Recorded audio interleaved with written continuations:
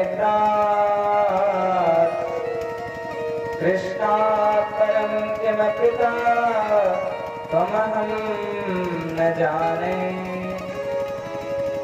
कृष्ण त्वदीयपदपङ्कजपञ्जरान्ते अद्यैव मे विसतमानसराजहंस।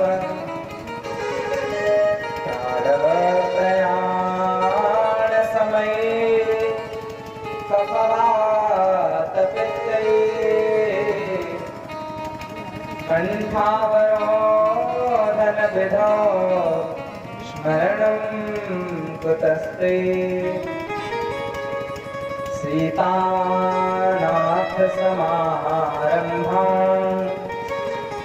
रामानन्दारमध्यमाम् अस्मदाचार्यपर्यन्तां वन्दे गुरुपरम्पराम्।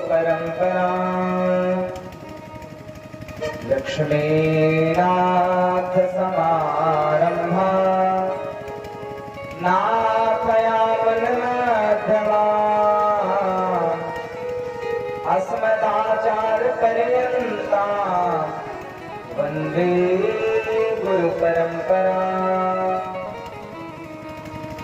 राधा मेरी मात है, पिता मेरे घनश्याम। इन दोनों के चरणों में कोटि कोटि प्रणाम। भक्ति भक्ति भगवंत गुरु चतुर नाम बखुए। इनके पद वंदन के नाशत विघ्न अनेक। जय जय श्री राधारमण, जय जय नवल किशोर, जय गोपी चित चोर प्रभो, जय जय माखन चोर। राधा राधा जोरट निस दिन आठों याम, तिनकी बाधा दूर करें श्री राधा राधा राम। सब द्वारन को छोड़कर आयो तेरे द्वार। हे वृषभानु की लाडली मेरी ओर निहार। आए हो तो प्रेम से लो हरि का नाम। सब भक्तों को इस दास की जय जय राधे श्याम। जय जय सीताराम।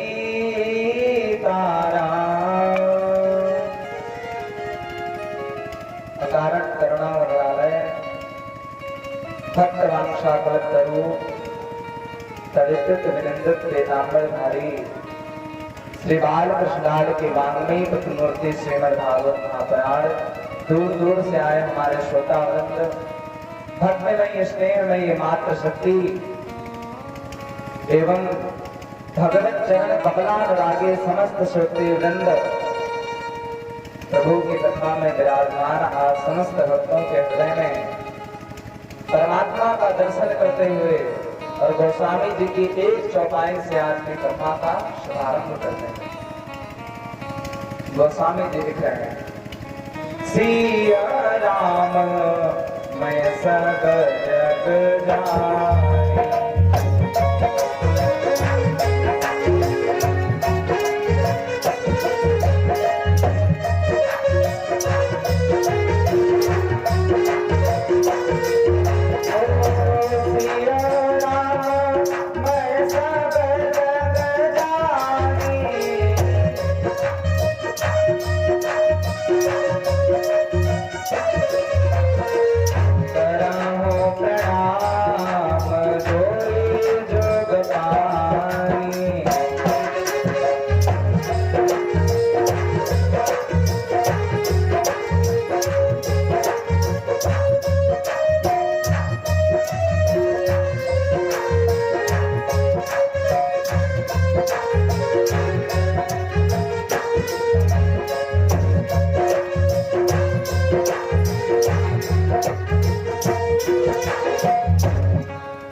गोस्वामी जी लिखते हैं कि सिय राम मैं सब जग जानी, करहु प्रणाम जोर जुग पानी। परमात्मा सभी के अंदर है, भगवान सबके भीतर विराजमान है।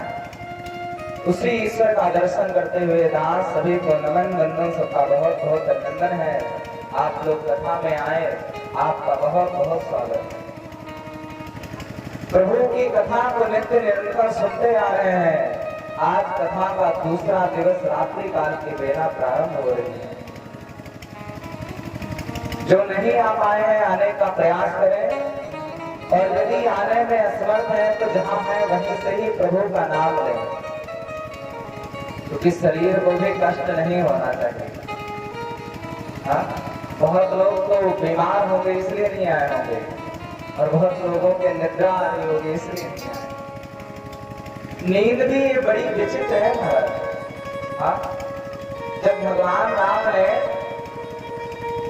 कुंभकर्ण का उद्धार किया तो निद्रा देवी गई भगवान के पास में और कह रही है, प्रभु हमारा एक ही ग्राहक था जो साल में केवल 2 बार जगता था और बाकी तो 6 महीने सोता रहता है। पूरे साल वो सोता रहता है, 6 महीने में एक बार ही जगता था। आपने उसका उद्धार कर दिया, अब मैं कहाँ जाऊं? तो भगवान ने कह दिया, जाओ आज के बाद में जहां जहां हमारी कथा होगी वहां भक्तों के ऊपर जाकर के बैठ जाओ, उन्हें नींद आने लगेगी। तो निद्रा देवी जहां तक कथा की आवाज आती है ना, निद्रा देवी बहुत सताती है। पर जो यहाँ तक आ गए और प्रभु का नाम जिन्होंने ले लिया, उनको निद्रा देवी छू भी नहीं पाती। प्रेम से बोलो, प्रेम से बोलो, राधे राधे। थोड़ा तेज बोला करिए, ज्यादा ना सही पर यहाँ तक तो आवाज आए, लगे कि गांव में कुछ हो रहा है, ऐसा ना लगे कि कुछ हो गया है। तो ऐसा लगे कि गांव में कुछ हो रहा है, कथा भागवत हो रही है। इसलिए प्रेम से बोलो राधे राधे। आइए प्रभु का पावन नाम, छोटा सा भाव राधा गोविंद के चरणों में समर्पित करते हैं और कथा में प्रवेश करते हैं। आज की पुण्य तिथि भी है, देखिए भादव का महीना है, कृष्ण पक्ष है और आज अष्टमी तिथि है। आज हमारा कितना सौभाग्य है कि प्रभु की अनंत कृपा है और जन्माष्टमी के पावन उपलक्ष्य में आज हम कथा का लाभ ले रहे हैं। आज हाँ, बड़े सौभाग्य की बात है कि बैठने को मिल रहा है। हाँ, नहीं तो वो लोग भी हैं जो घरों में पड़े सो रहे हैं, उनसे तो अच्छे हैं ना कि हम यहाँ तक आए कथा में। बहुत लोग ऐसे हैं जो बीमार हो जाते हैं, बहुत लोग ऐसे हैं जो आज के दिन जिनका सुधार गमन हो गया है, बहुत लोग ऐसे हैं, आप जैसे महान भाव ऐसे हैं जो यहाँ कथा में आकर के प्रभु की कथा का अनुष्ठान कर रहे हैं। इसलिए आज जन्माष्टमी का पावन अवसर है और आज प्रभु का जन्मोत्सव भी हम लोग मनाएंगे। आइए प्रभु का पावन नाम और उसके बाद प्रभु की कथा में प्रवेश करते हैं। हाँ, सभी लोग मीठी मीठी तालियों के साथ में स्वागत करेंगे। बजाएंगे ना, ताली बजाएंगे। हाँ, राधे सदा मुझ पर रहमत की नजर रखना, राधे सदा दोनों हाथ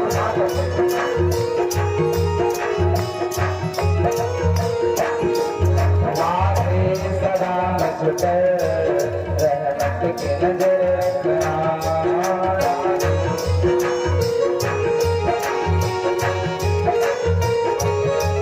मैं दास तुम्हारा हूँ, मैं दास तुम्हारा हूँ, इतनी तो खबर रखना, राधे सदा मुझ पर रहमत की नजर रखना।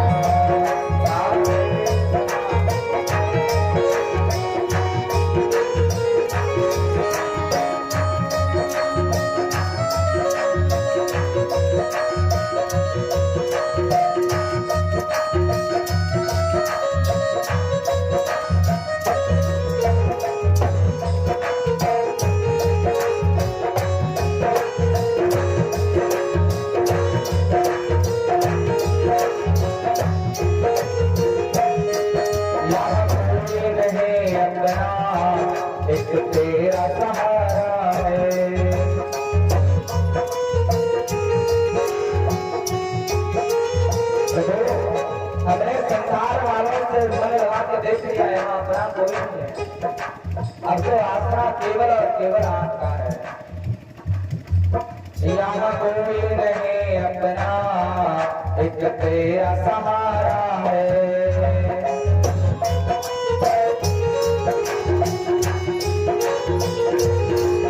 मैंने देख लिया सबको, अब तुमको पुकारा है।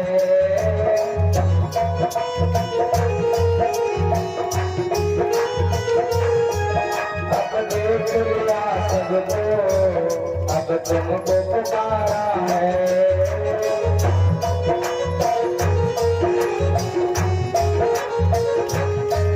कहीं डूब न जाऊं मैं, कहीं डूब न जाऊं मैं, मेरा हाथ पकड़ रखना, सामने सदा मुझ पर रहमत की नजर रखना।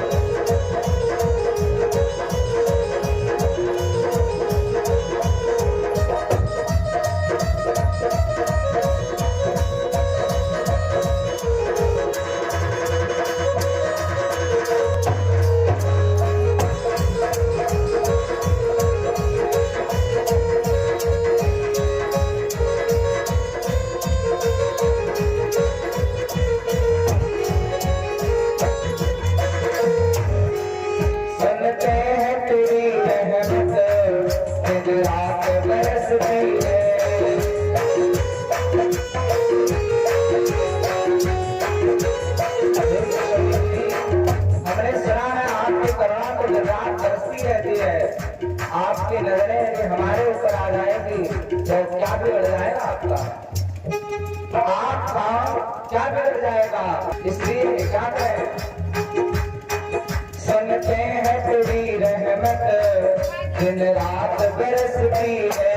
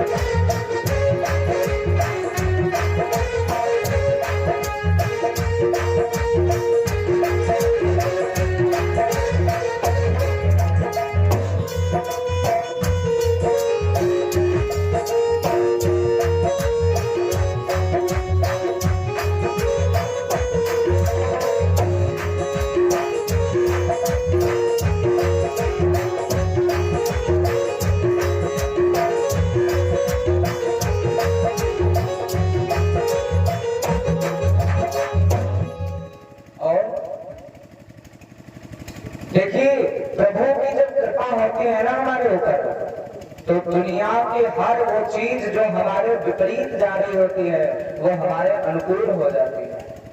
इसलिए प्रभु से कामना करो कि प्रभु नजरों से गिराना ना, चाहे जितनी सजा देना, नजरों से गिराना ना, चाहे जितनी सजा देना।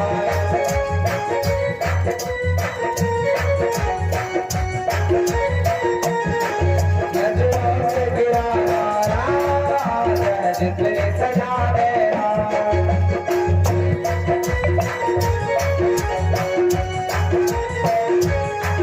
नजरों से गुजर जाए, नजरों से गुजर जाए, मुश्किल है समझ पाना, राधे सदा मुझसे रहमत की नजर रखना।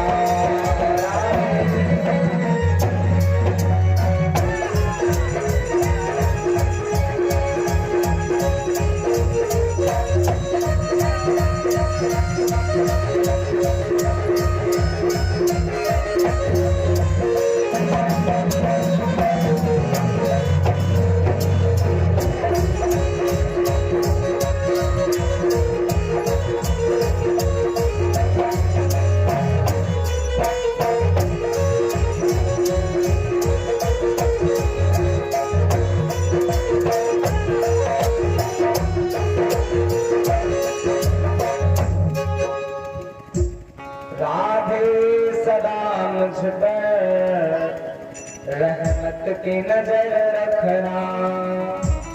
बस इतनी कामना करो कि है ना आपकी करुणामयी दृष्टि हमारे ऊपर बनी रहे, हम ऐसे ही आपकी सेवा से जुड़े रहे।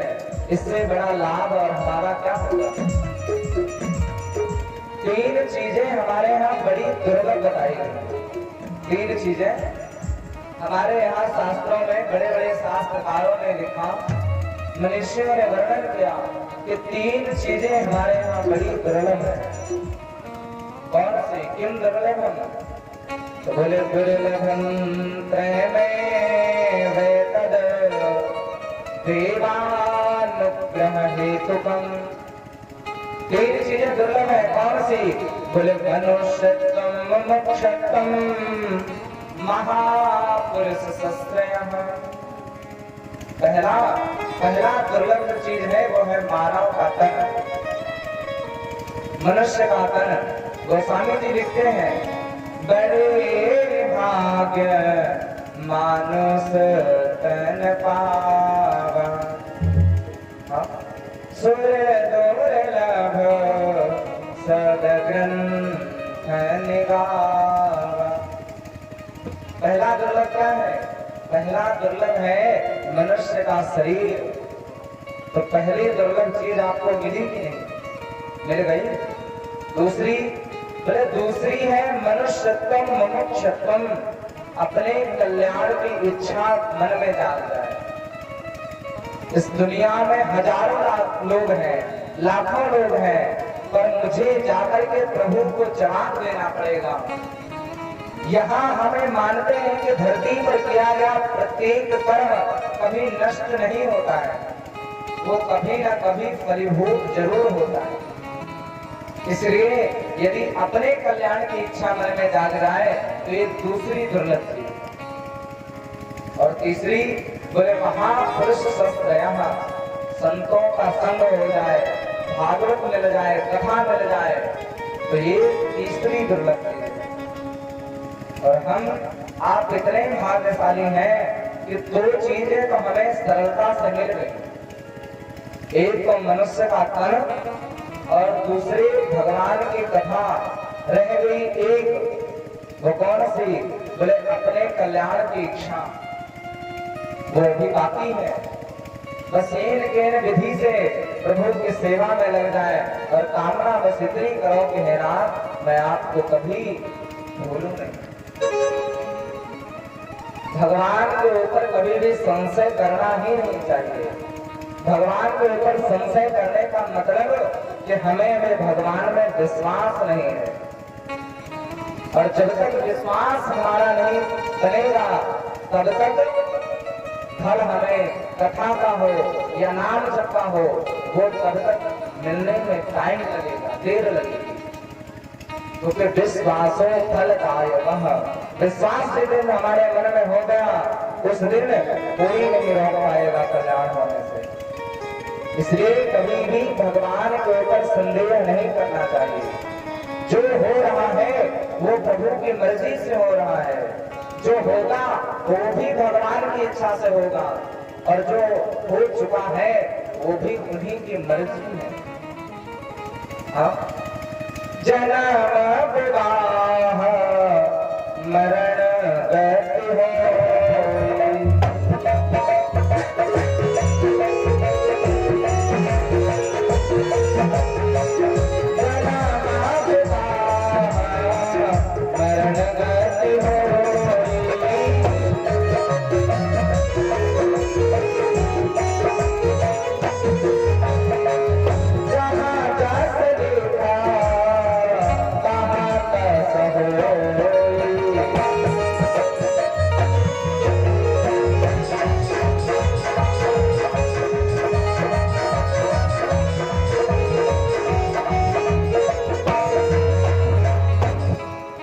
चीजें हैं जो हमारे आपके हाथ में नहीं है।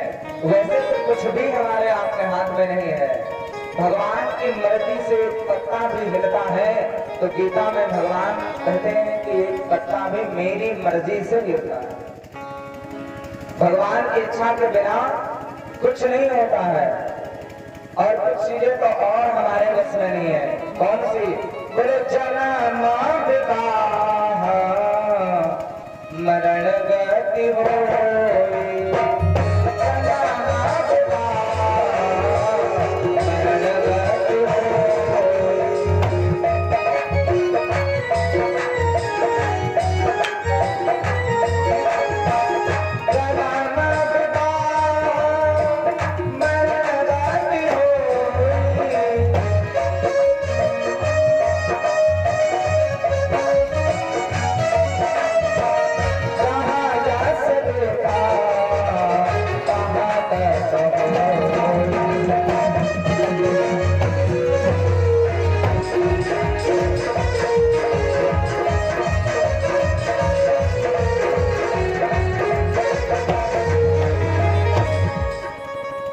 तो जन्म लेना ये हमारे आपके बस में नहीं है कि हम जन्म कहाँ लेंगे।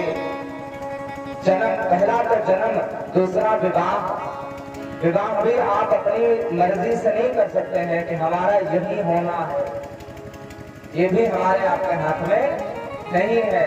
और मरना भी हमारे आपके हाथ में नहीं है कि कहाँ मरेंगे। हाँ, ये श्वास रुक जाएगी चलते चलते, सम्मा बुझ जाएगी जलते जलते। और दम निकल जाएगा आदमी का, क्या भरोसा है इस जिंदगी का। तो इस जिंदगी का कोई भरोसा नहीं है कि कब निकल जाए प्राण, प्राण कब निकलेंगे इनका कोई भरोसा नहीं है। इसलिए जन्म विवाह मरण, मरना भी अपने हाथ में नहीं है। और मरण गति होगी, मरने के बाद में गति क्या होगी, स्वर्ग में जाएंगे, नरक में जाएंगे, यात्राएं भोगेंगे, या दोबारा जन्म लेकर आना पड़ेगा, या प्रभु के धाम में जाएंगे, ये भी हमारे और आपके हाथ में नहीं। तो फिर क्या करें?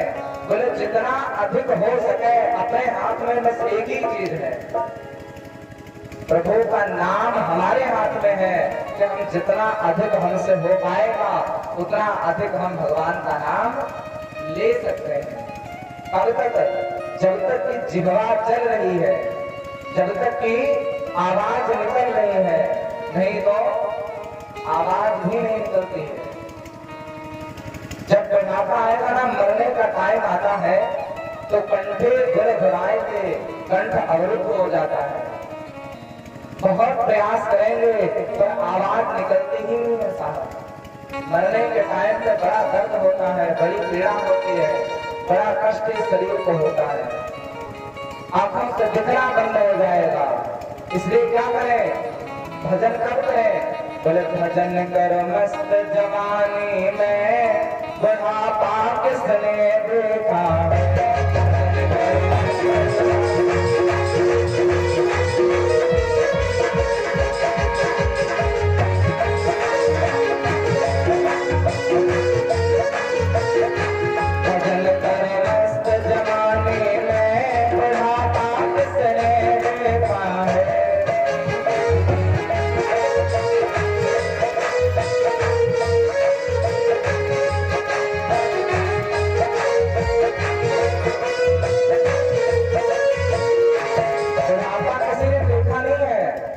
बुढ़ापा तो बुढ़ापे का कभी इंतजार ही मत करना, क्योंकि बुढ़ापे में क्या होगा?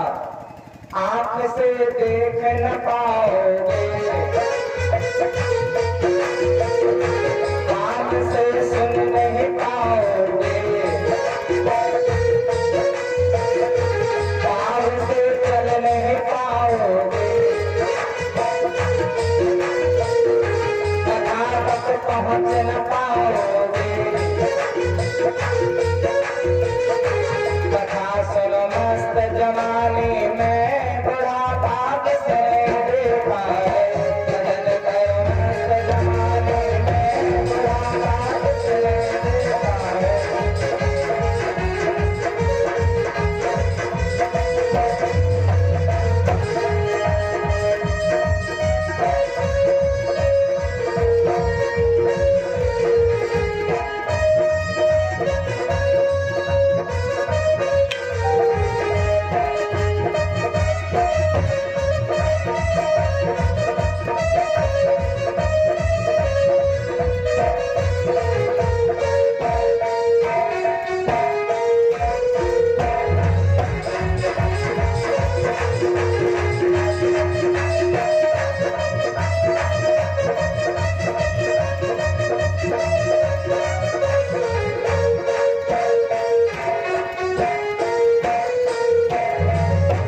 में, बुढ़ापा किसने देखा है।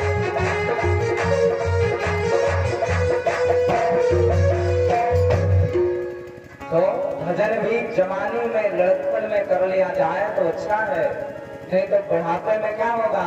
आंखों से देख नहीं पाओगे, कान से सुन नहीं पाओगे, पांव से चल नहीं पाओगे, कथा में आ नहीं पाओगे, फिर क्या फायदा है शरीर का। इसलिए जितना हो सके अभी से नाम जपना शुरू कर दो। अभी नहीं जप पाए तो कभी नहीं जप पाओगे। हाँ, जो लोग कहते हैं ना कि कल करेंगे, कल के भरोसे जो रहते हैं उनसे पूछो साहब का कल कभी आता है? आप बताइए क्या कल कभी आता है? नहीं। आज आया तो फिर कल आ गया, उससे आज आया तो फिर कल आ गया। ये इच्छाओं की तरह है, जैसे हमारी इच्छा है कि धन आ जाए तो धन मिल गया, तो इच्छाएं और बढ़ गई कि मकान बन जाए, मकान बन गया तो इच्छाएं और बढ़ी कि दुकान बन जाए, दुकान बन गई इच्छाएं और बढ़ी कि परिवार सुखी हो जाए, परिवार सुखी हो गया इच्छाएं और बढ़ी कि बेटा हो जाए, बेटा भी हो गया, इच्छाएं अभी भी नहीं रुक रही हैं और बढ़ी, बेटा पढ़ लिख के योग्य बन जाए, वो भी हो गया, इच्छा और बढ़ गई बेटे की शादी हो जाए, तो इच्छाएं बढ़ती चली जाती हैं। ऐसे ही कल कभी आता नहीं है, कल के भरोसे मत रहिए, जो करना है आज करिए, अभी से शुरू करिए। किसी काम में यदि आप शुरुआत नहीं करेंगे तो उसमें सफलता मिल ही नहीं सकती है। भाई यदि हम कहें कि हमें कहीं जाना है तो जब घर से निकलेंगे तब ना आएंगे, यदि घर में ही पड़े रहेंगे तो पहुंचेंगे कब? नहीं जा पाएंगे ना। इसलिए निकलिए, चलने का प्रयास कीजिए, आगे तो प्रभु की इच्छा है जहां ले जाए। जो करवाना चाहेंगे वो करवा लेंगे। और अभी मध्याह्न काल में आप श्रवण कर रहे थे कि शरीर का कोई भरोसा ही नहीं है। क्षण भंगुर जीवन की कलिका, ये क्षण मात्र का है। क्षण भंगुर जीवन की कलिका, कल प्रात को जान खिली न खिली, मलयाचल की सुच शीतल मंद, सुगंध समीर चली न चली। पता नहीं है कि ये मलयाचल की जो सुंदर वायु चल रही है ना, ये कल हमारे शरीर में प्रवेश कर पाएगी या नहीं, इसका भरोसा नहीं है। इसलिए क्या करें, ले रे हरि नाम हरि रसना, फिर अंत समय में हिली न हिली। अंत समय का कोई भरोसा नहीं है और आशाओं की भी कोई पूर्ति नहीं हो पाती है। क्यों? आज तक किसी की इच्छाएं पूरी हुई नहीं हुई। एक इच्छा पूरी हुई कि गाड़ी आ जाए, साइकिल वाला कहता है कि हमारे पास में मोटरसाइकिल आ जाए, बाइक आ जाए, बाइक वाला देख रहा है कि हमारे पास बड़ी गाड़ी आ जाए, फोर व्हीलर। उसने देखा, उससे लगता है कि और बड़ी गाड़ी आए, उन्होंने देखा, उन्हें लगता है कि हेलीकॉप्टर आ जाए तो और अभी जाम में लग रहे हैं। तो इच्छाएं बढ़ती है ना, आशाएं कभी खत्म नहीं होती हैं। आशाओं का हुआ खात्मा, दिल के तमन्ना बनी रही, जब परदेसी हुआ रवाना, सुंदर काया पड़ी रही। जब ये पंछी निकलेगा ना तो कोई साथ में नहीं आएगा, सब धरा रह जाएगा, धरा का धरा पर धरा रह जाएगा। धरा माने भूमि, धरा का पृथ्वी का एक नाम है धरा, और धरा का जो पृथ्वी का है वो धरा पर, वो जमीन पर धरा रह जाएगा, तो साथ में नहीं जाएगा। एक पंडित जी अपने घर से पत्रा देखा करते थे, जन्म मरण और जन्म कुंडली लेखा जोखा करते थे। एक गांव में पंडित जी रहते थे। पंडित जी सबकी कुंडली देखा करते थे और सबको बताते थे कि तुम्हारी मृत्यु अब होगी, तुम्हारी मृत्यु अब होगी। तो देखिए, जो सबका भविष्य बताते थे, क्या वो बच पाए? बोलो, क्या वो बच पाए? नहीं। क्या मैं बचूंगा? नहीं, मुझे भी एक न एक दिन जाना पड़ेगा। एक पंडित जी अपने घर में पत्रा देखा करते थे, जन्म मरण की जन्म कुंडली लेखा जोखा करते थे। क्या हुआ? जब मरने का टाइम आया तो कोठी उनकी धरी रही, जब परदेसी हुआ रवाना, सुंदर काया पड़ी रही। अच्छा, ये तो हो गई पंडितों की बात, अर्थात हमारी। अब आप लोगों की भी बात करते हैं। हाँ, हमारे साथ में क्या हुआ आपने देखा, आपके साथ में क्या होगा अब हम देख रहे हैं। हाँ? एक सेठ दुकान पे बैठे, घटा नफा सब जोड़ रहे, किससे हमको इतने लेने, उसी के पन्ने मोड़ रहे। एक सेठ जी दुकान पर बैठे हैं, कलम से सबका हिसाब किताब कर रहे हैं, किससे कितना लेना लेना लेना लेना देना। लेने देने के चक्कर में पूरी जिंदगी गंवा दी, भगवान को याद नहीं किया।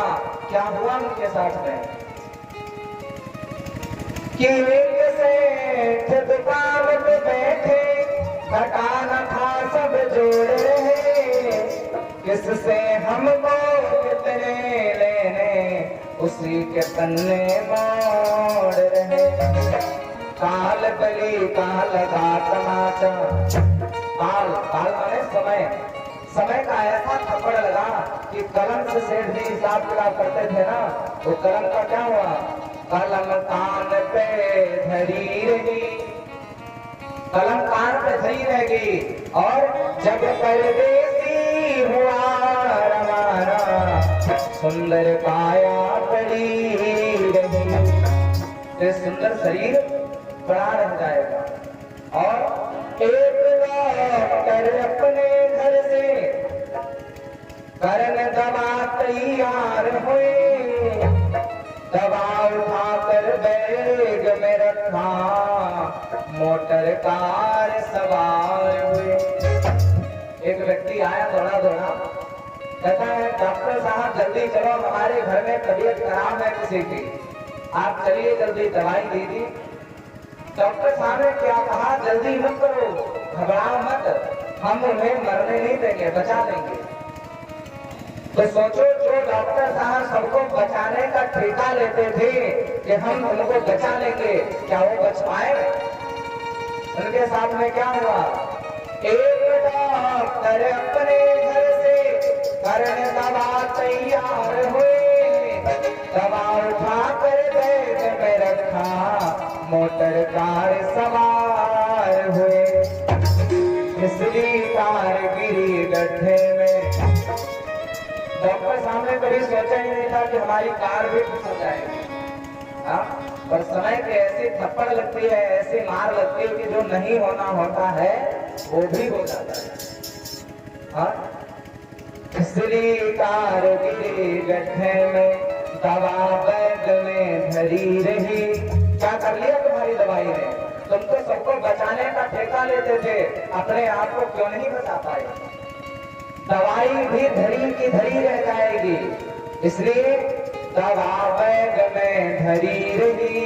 और जब परदेसी हुआ रवाना, सुंदर काया पड़ी रही। इसलिए ये शरीर काया शरीर पड़ा रह जाएगा, और जो मन है ना, ये मन रूपी जो पक्षी है ये उड़ जाएगा, ये चला जाएगा। इसलिए क्या कहें, भगवान से प्रेम कर लीजिए, नहीं तो क्या होगा, कुछ नहीं हो पाएगा। शरीर आए थे, खाए सोए और चले गए, इतना तो जानवर भी कर रहे हैं। जानवर भी आए थे, वो भी खा रहे हैं, वो भी सो रहे हैं और वो भी चले गए, तो उनमें और हम में फर्क क्या है? हमारा शरीर ऐसा है कि हम भगवान से प्रेम कर सकते हैं, और ये प्रेम ही भगवान को प्रिय है। क्या प्रिय है भगवान को? क्या प्रिय है? राम ही केवल प्रेम प्यारा,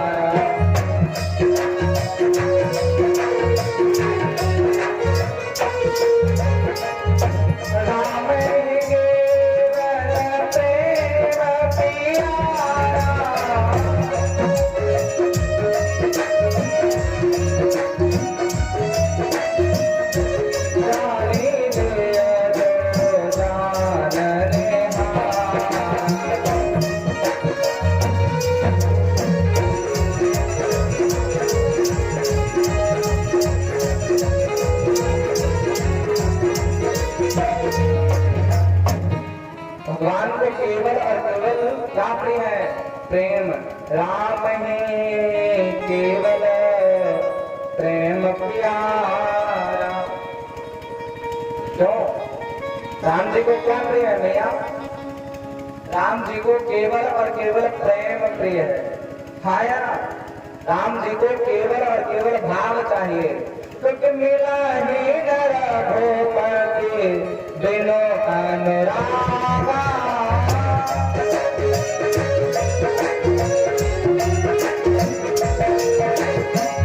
मिला ही न रघुपति बिनु अनुरागा।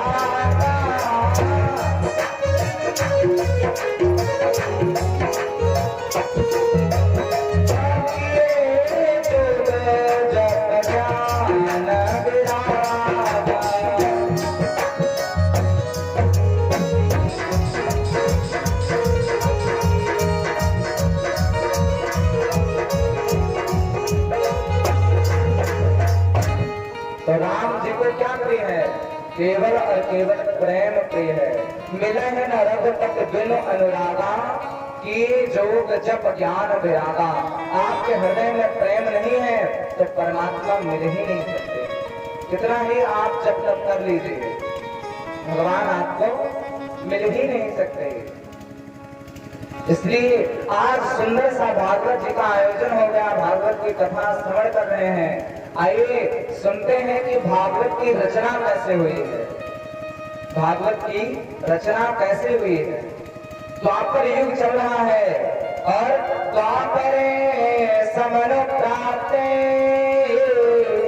तृतीय युग कलियुगे जाता पराशरा भोगी व्यास व्याम कलया हरे।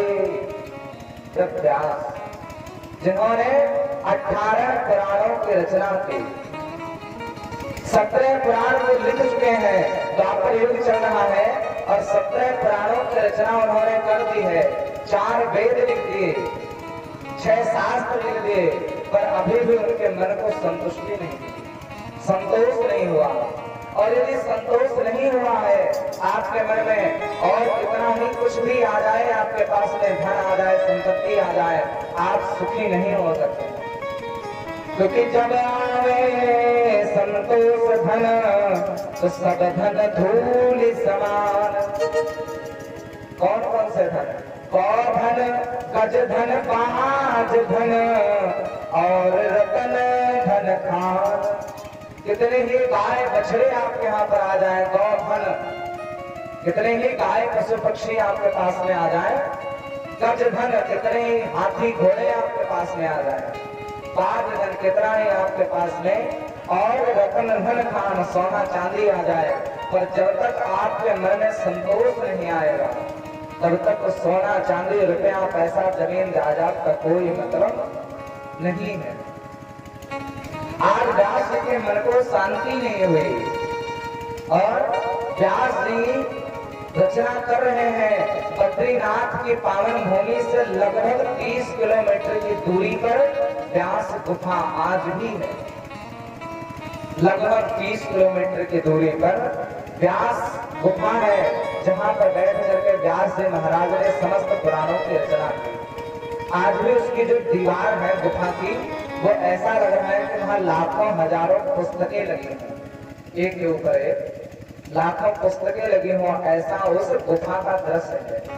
कभी जाइए, बद्रीनाथ जाइए तो जरूर दर्शन करके आइए।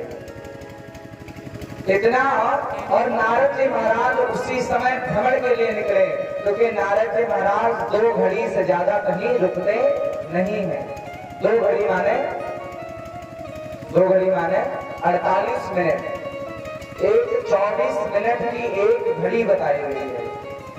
2 घड़ी 48 मिनट से ज्यादा नारद जी महाराज कहीं रुकते नहीं है, इसलिए वो विचरण कर रहे हैं प्रभु का नाम जपते जपते। श्रीमन नारायण नारायण नारायण। तो नारद जी महाराज नारायण नारायण का जाप करते हुए जा रहे थे।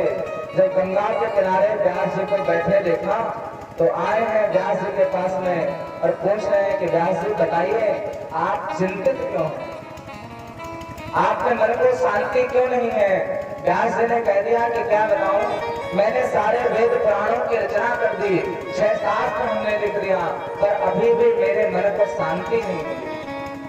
तो नारद जी महाराज कहते हैं कि आपके मन को शांति अभी इसलिए नहीं मिली है क्योंकि आपने अभी तक भगवान की लीलाओं को नहीं लिखा, भगवान की कथा नहीं लिखी, इसलिए अभी तक आपके मन को संतोष नहीं मिला है। व्यास जी कहते हैं कि मैं लिखूं भी क्या लिखूं मैं जिससे कि मुझे संतोष मिले। तो नारद जी कहते हैं कि आप श्रीमद् भागवत महापुराण की रचना कीजिए, आप श्रीमद् भागवत महापुराण लिखिए। व्यास जी कहते हैं मैं लिखूंगी तो कैसे लिखूं, क्योंकि मेरे पास तो लिखने के लिए शब्द ही नहीं है।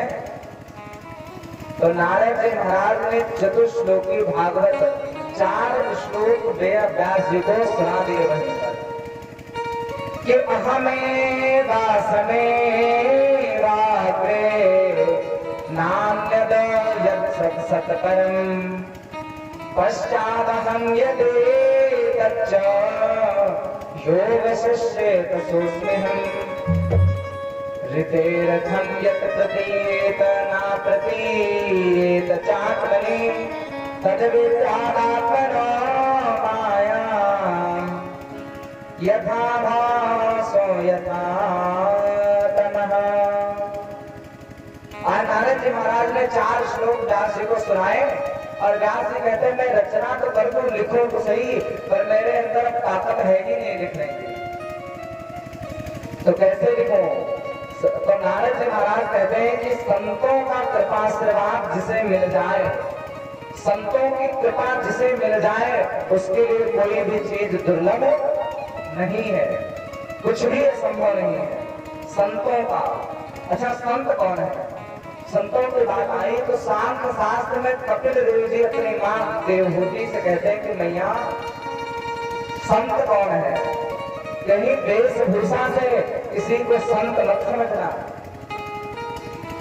किसी ने बढ़िया सा तिलक लगा रखा है, जटाएं बना रखी हैं, सुंदर से धोती कुर्ता पहन रखा है, तो उससे उसे संत मत मानना।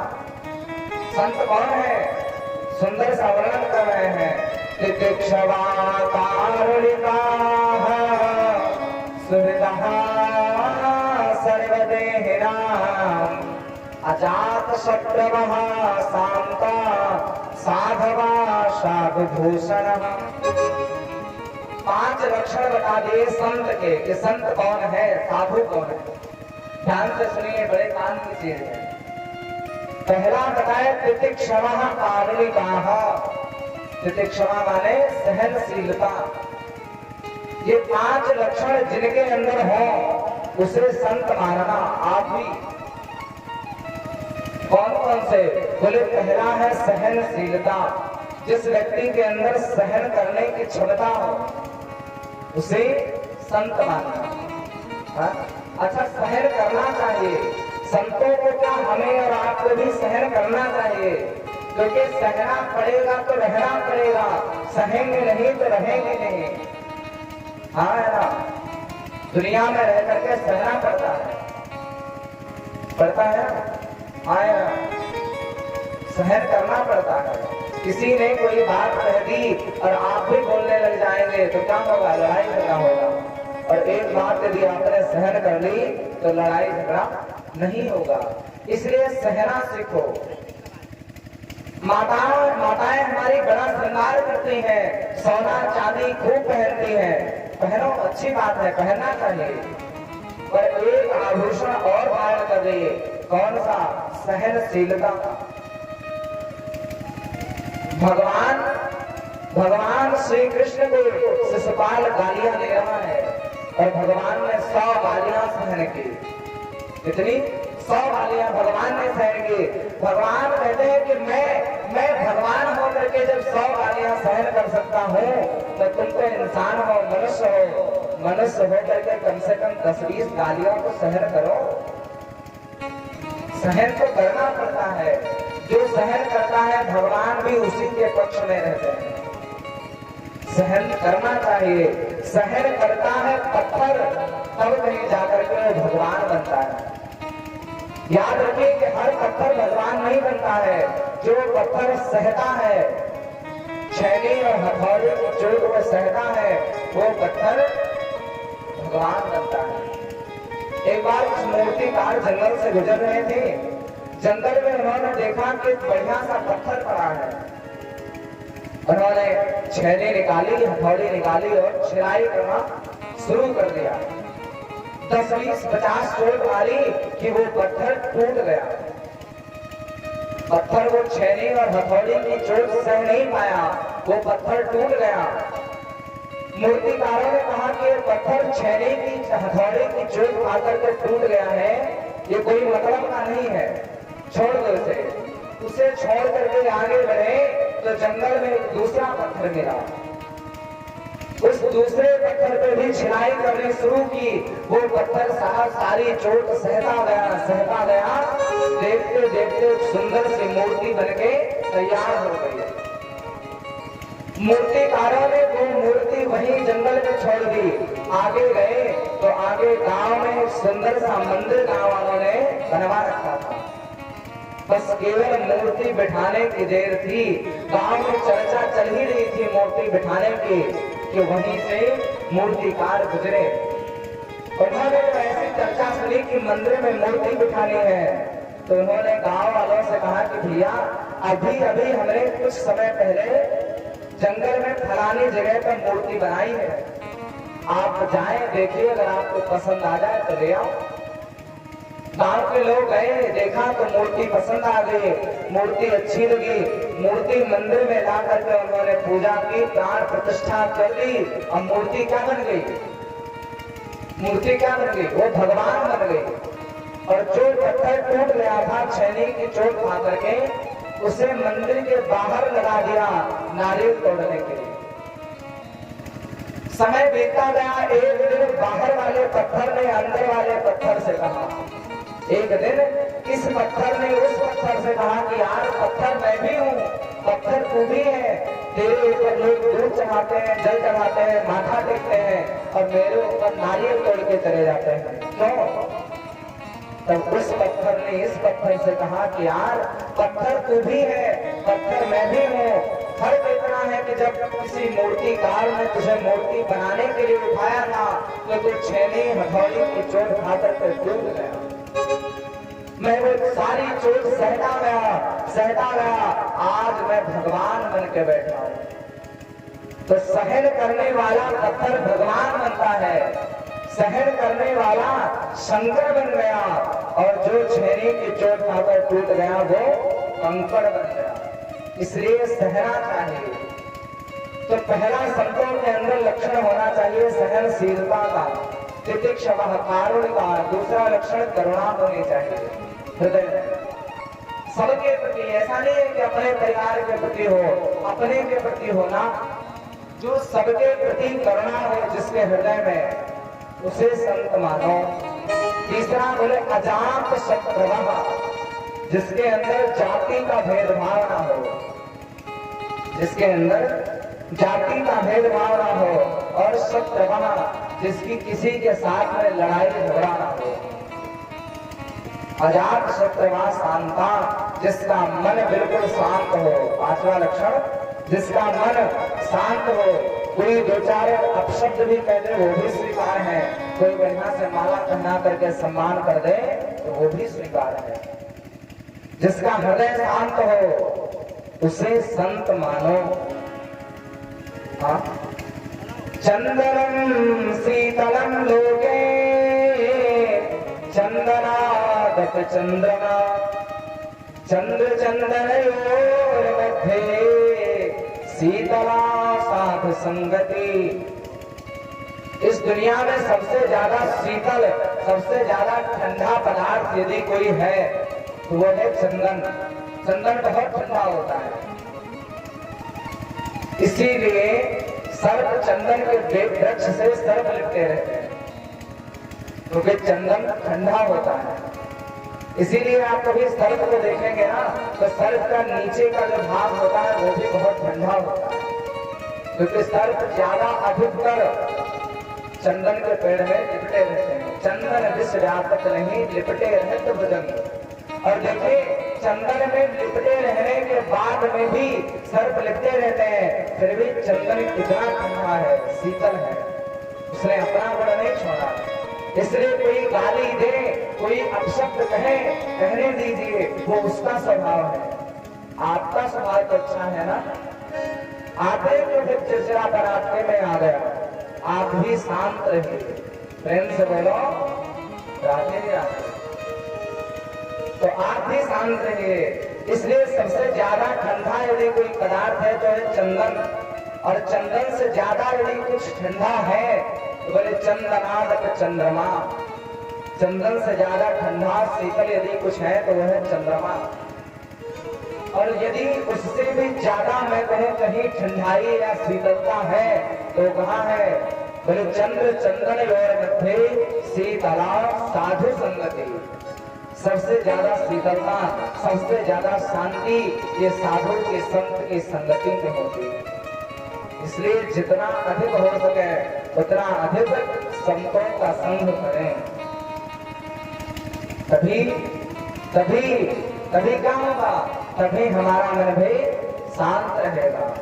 और शांत मन वाला, हृदय वाला व्यक्ति भगवान को बहुत प्रिय है, बहुत प्रिय है। इसलिए नारद जी महाराज कहते हैं कि संतों का कृपा से मिल जाए ना, उसके लिए कुछ भी दुर्लभ नहीं है। नारद जी अपना पिछला जन्म बता रहे हैं कि मैं पूर्व जन्म में एक दासी का पुत्र था, एक नौकरानी का बेटा था। मेरी माँ घर घर बर्तन धुलती थी, खाना बनाती और मेरा पालन पोषण करती। एक दिन मेरे गांव में चातुर्मास के लिए कुछ संतों का आगमन हुआ। अभी ये जो महीने चल रहे हैं ना, ये चातुर्मास चल रहा है। आप अभी चातुर्मास चल रहा है, 4 महीने का होता है। देव सैनी एकादशी से लेकर के देव उठनी एकादशी तक बीच में जो 4 महीने हैं, इसे चातुर्मास कहते हैं। इसमें संत जन ज्यादा भटकते नहीं है, ज्यादा यात्रा नहीं करते हैं, एक जगह रुक करके भगवान का भजन करते हैं। तो भगवान का भजन करने के लिए मेरे गांव में कुछ संत आए, मैंने संतों की सेवा की। नारद जी कह रहे हैं कि मैंने संतों की सेवा की, संत जाने लगे जब चातुर्मास करके, तो मैं भी संतों के साथ में पीछे पीछे जाने लगा। मेरी माँ ने रोका कि बेटा बुढ़ापे में तू ही तो अकेला बेटा है, तू ही अकेला सहारा है, क्योंकि नारद जी के पिता का भी सुधाम कमर हो चुका है। नारद जी की माँ बिल्कुल अकेली है, और नारद जी की माँ कहने लगी कि बेटा यदि तू चला जाएगा तो बुढ़ापे में मेरा क्या होगा। इसलिए बुढ़ापे में अपने माँ बाप की सेवा कीजिए, जितना अधिक हो सके उतना अधिक अपने माता पिता की सेवा कीजिए, क्योंकि बुढ़ापे में उन्हें आपकी जरूरत है। अपने बेटे को इतना संस्कारी जरूर बनाना कि बुढ़ापे में आपको पछताना ना पड़े। ऐसे संस्कार अपने बेटे को जरूर दीजिएगा कि बुढ़ापे में वो आपकी सेवा जरूर करें। इसलिए नारद जी महाराज ने, और जैसे ही नारद जी महाराज को माँ ने आवाज दिया, संतों ने भी समझाया कि बेटा तुम्हारी माँ भी तुम्हारे भरोसे है, अपनी माँ की सेवा करो। और संतों ने, नारद जी कहते हैं संत जाने लगे, और जाते जाते उन्होंने एक मंत्र मुझे दे दिया। कौन सा? बोले 12 मंत्र दे दिया। कौन सा? श्री नमो भगवते वासुदेवाय। आज नारद जी ने उसी मंत्र का जाप किया, और नारद जी महाराज ने जाप करते रहे। एक दिन नारद जी की माँ गाय दुहने के लिए गौशाला में गई, माँ को सर्प ने डस लिया, माँ मर गई। नारद जी महाराज कहते हैं मैं बहुत रोया, मेरी आंखों से 2 प्रकार के आंसू निकले। दाहिनी आंख से गर्म आंसू निकला और बाईं आंख से ठंडा आंसू निकला। क्यों? क्योंकि बोले दाहिनी आंख से गर्म आंसू इसलिए निकला क्योंकि माँ के मरने का मुझे दुख था, और बाईं आंख से ठंडा आंसू इसलिए निकला कि अब मैं जंगलों में जाकर के भगवान का भजन कर सकता हूँ। इस बात की मुझे खुशी थी, प्रसन्नता थी।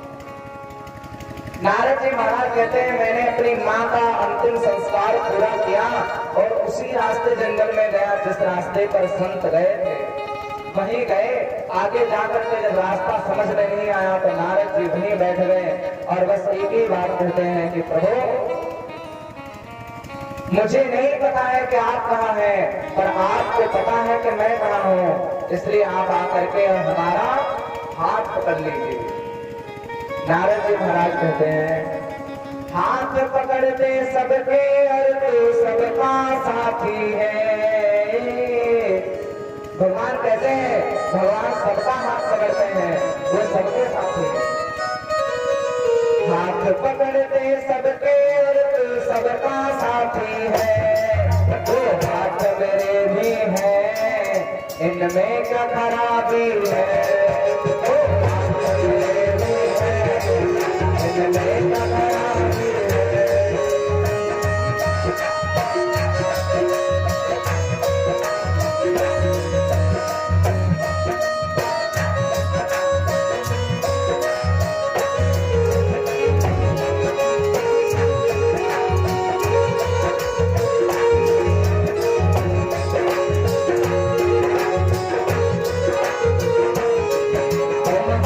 पकड़ते हो या हाथ देखते हो,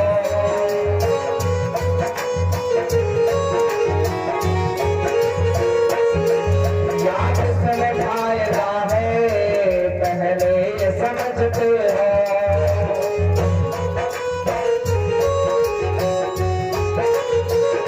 नारद जी महाराज कहते हैं कि कन्हैया, क्या आप पहले हाथों की लकीरों को देख लेते हैं क्या? जिनके हाथों की लकीरें अच्छी हैं, क्या आप केवल उन्हीं का हाथ पकड़ते हैं? ऐसा क्या आप करते हैं? हमने तो सुना है कि आप सबका हाथ पकड़ते हैं, इसलिए आप हमारा भी हाथ पकड़ लीजिए। तुम हाथ पकड़ते हो या हाथ देखते हो,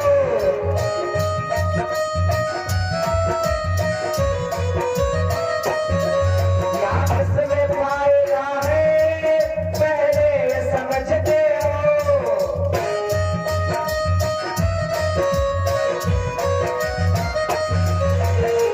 हाथों में विधाता ने कोई छाप लगा दी है।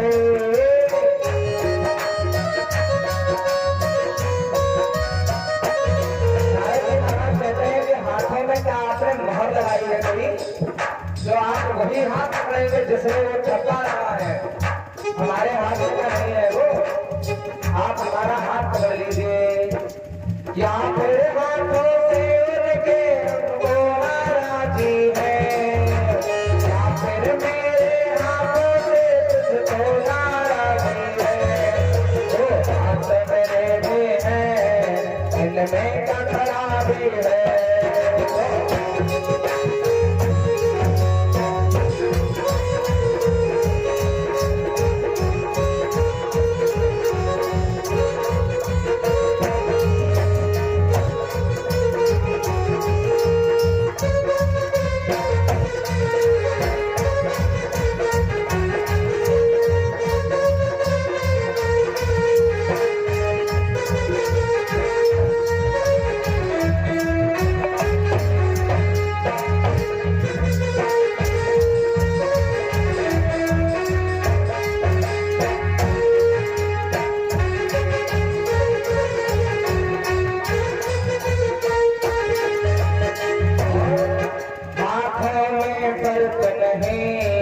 नजरों में फर्क होगा,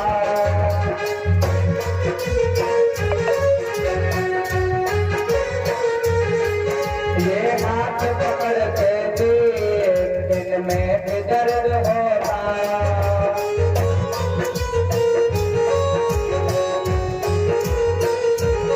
नारद जी कहते हैं कन्हैया, क्या पहले देखते हैं कि कौन अच्छा है कौन बुरा है? क्या आप अच्छे अच्छों के हाथ पकड़ते हैं, बुरे व्यक्तियों के हाथ का पकड़ते नहीं है? आप हमारा हाथ पकड़ के देखिए, हमारे हाथों में भी दर्द होता है। दर्द कैसा? वो प्रेम का दर्द। नारद जी कह रहे हैं, हाथों में फर्क नहीं, नजरों में फर्क होगा।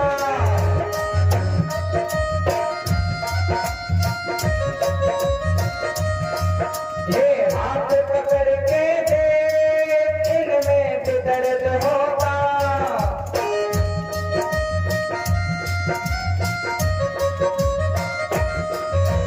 कातिल के कर्मों से तुमको नाराज़ी है, जो हाथ मेरे में है इनमें क्या खराबी है।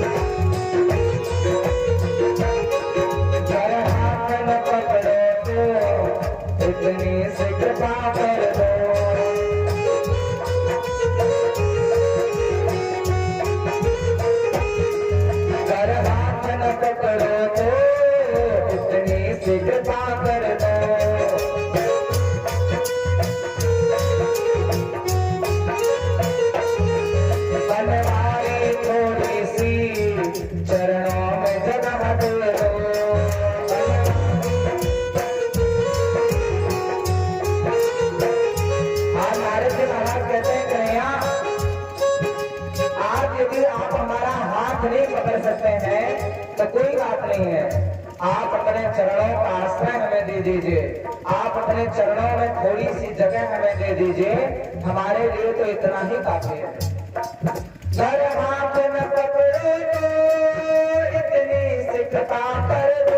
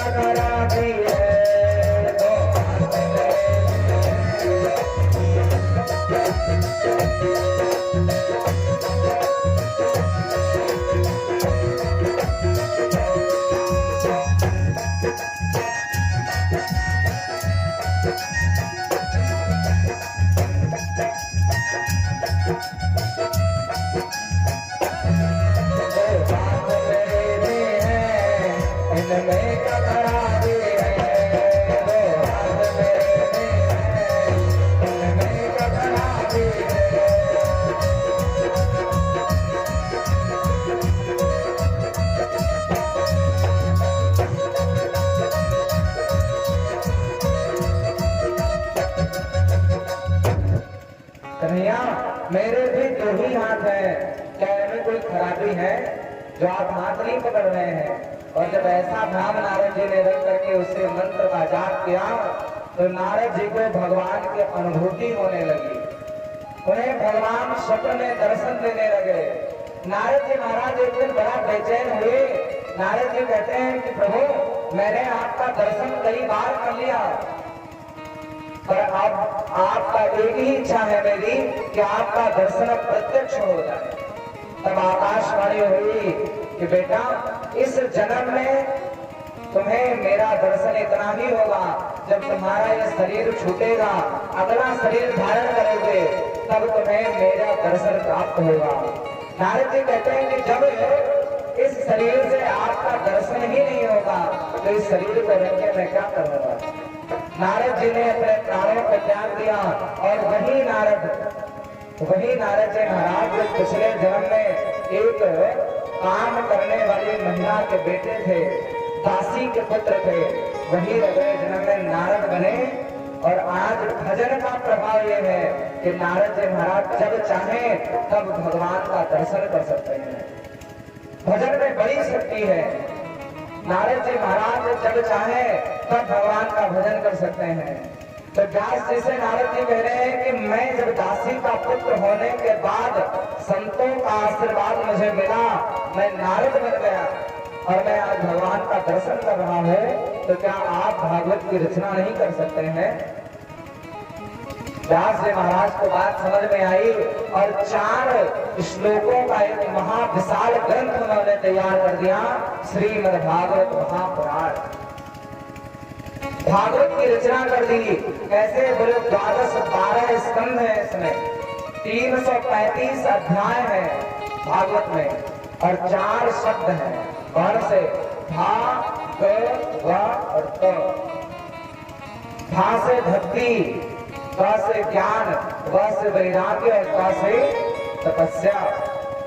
बोले जिस कथा को सुनने के बाद में हमारे हृदय में भक्ति प्रकट हो, ज्ञान उत्पन्न हो, वैराग्य उत्पन्न हो और इस तीनों मिलकर के हमें तपस्या की ओर ले जाएं, उसी का नाम भागवत। बोले भागवत महापुराण की जय जय श्री राधेश्याम। सुंदर सा भागवत की रचना हुई।